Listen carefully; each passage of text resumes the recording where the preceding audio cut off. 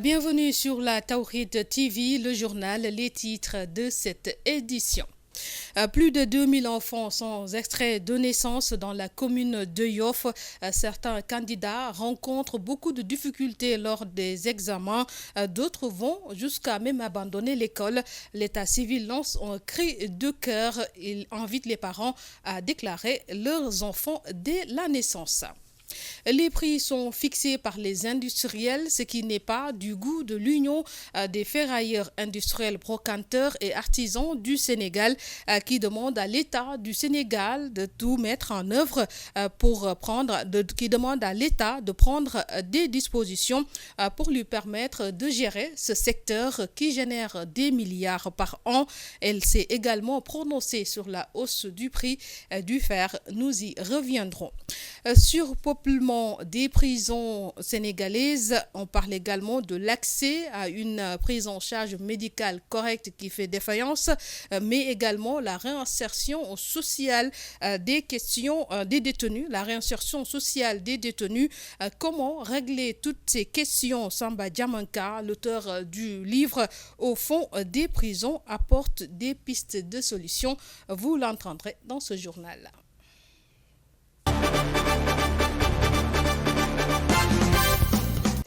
Bienvenue dans cette édition. Plus de 2000 enfants n'ont pas d'acte de naissance rien que dans la commune de Yoff. Des chiffres de l'association Diamalay selon l'état civil.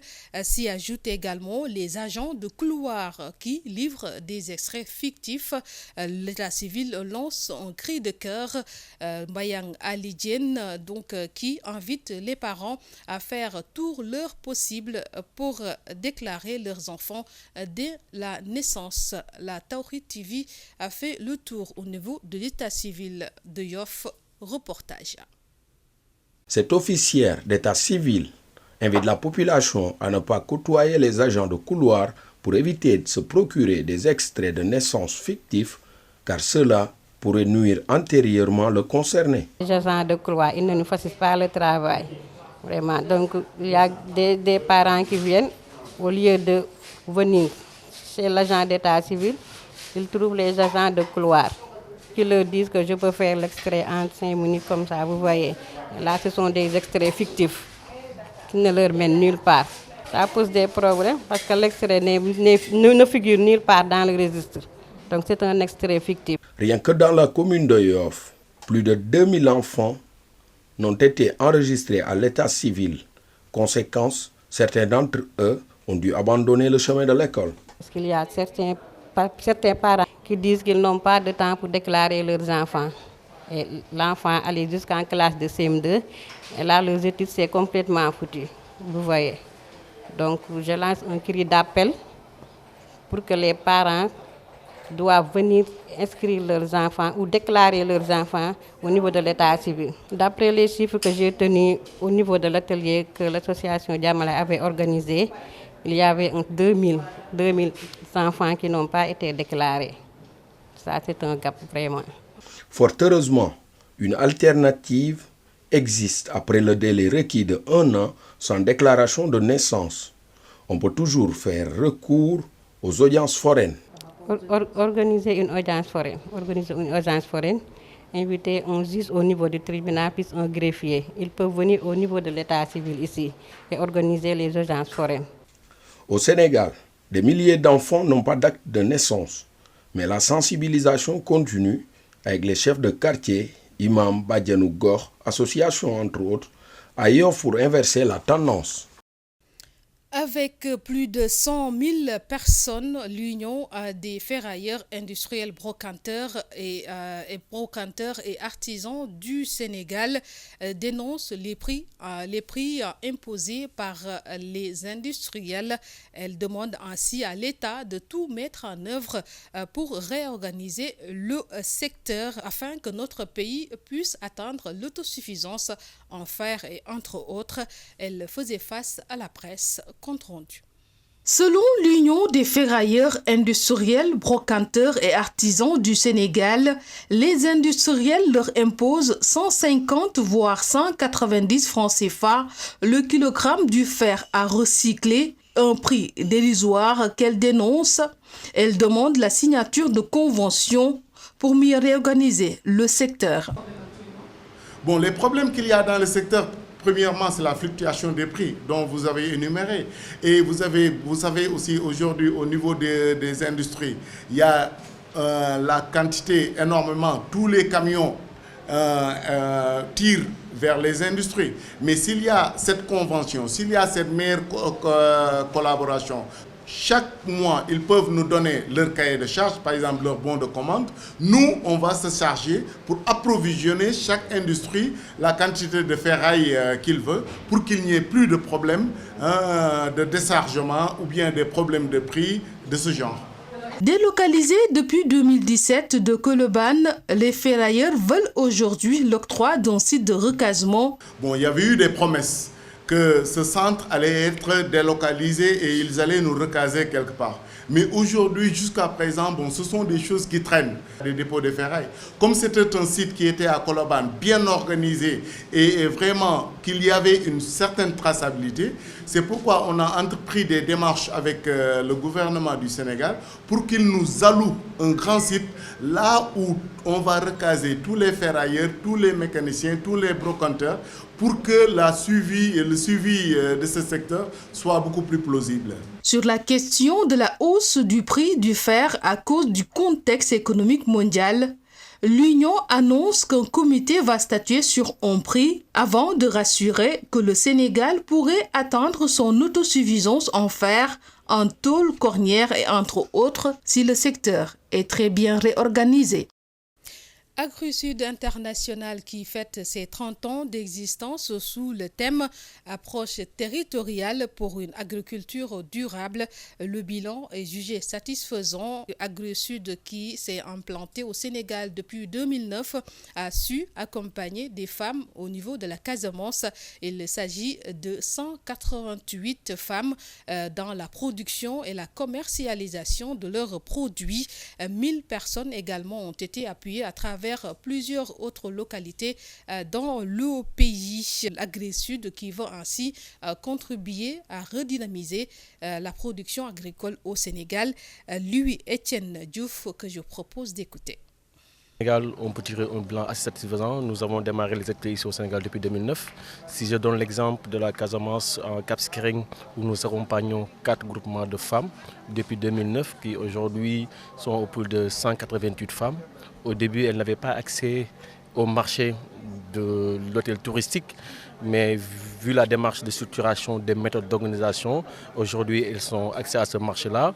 Elles passent de 0 kg en 2009 à plus de 25 tonnes livrées directement et qui améliorent le niveau de vie. Si nous prenons dans la zone de Baba Garage ou dans la zone de Fatigue, c'est aujourd'hui presque plus de 1000 TPE, 1000 exploitations qui sont accompagnées et qui sortent réellement des signes de pauvreté achetés. Mais aussi c'est cette belle dynamique qui est aujourd'hui développée à travers ces pratiques agroécologiques ou des périmètres maraîchers qui ont été nus, aujourd'hui réhabilités, qui donnent une nouvelle dynamique, une verdure que tu as l'impression quand même que tu es dans une oasis à l'intérieur du bol. Déjà que par exemple c'est de maintenir la résilience de ces TPE agricoles. Nous venons tous de sortir des crises Covid-19 et nos TPE ont été résilients malgré la fermeture des marchés hebdomadaires. Elles ont continué à commercialiser leurs produits parce qu'elles sont résilientes. Donc il faudrait continuer cette résilience-là, montrer aussi ce travail-là ne doit pas se faire uniquement au niveau de l'exploitation. Il faudrait prendre en compte l'environnement de l'exploitation pour pouvoir vraiment pérenniser le travail qui est fait. Notre apport par rapport à ces pôles agricoles, notamment l'Agropôle Centre, c'est déjà la mise en œuvre du projet partenariat OP pour une relance économique territoriale, comment structurer les filières, comment faire une mise en relation de ces TPE avec les entreprises qui sont là. Mais cela suppose d'abord que, par exemple, que nous puissions faire des transferts de compétences au niveau des organisations professionnelles, que ce soit organisations professionnelles simples ou bien des faîtières, mais aussi prendre en compte la formation, le transfert de compétences au niveau des pour booster la production. Surpeuplement dans les prisons, difficile accès à la santé, difficile accès à la prise en charge médicale, la réinsertion sociale des détenus. Quelles sont les solutions face à ces problèmes? L'auteur du Fonds des prisons, par ailleurs également professeur de lettres, qui apporte des éléments de réponse.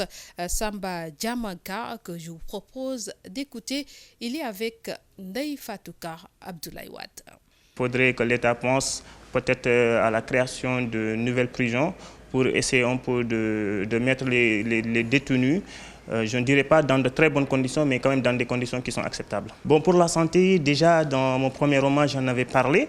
Et je pense qu'également pour ce roman-là, également, j'en ai parlé.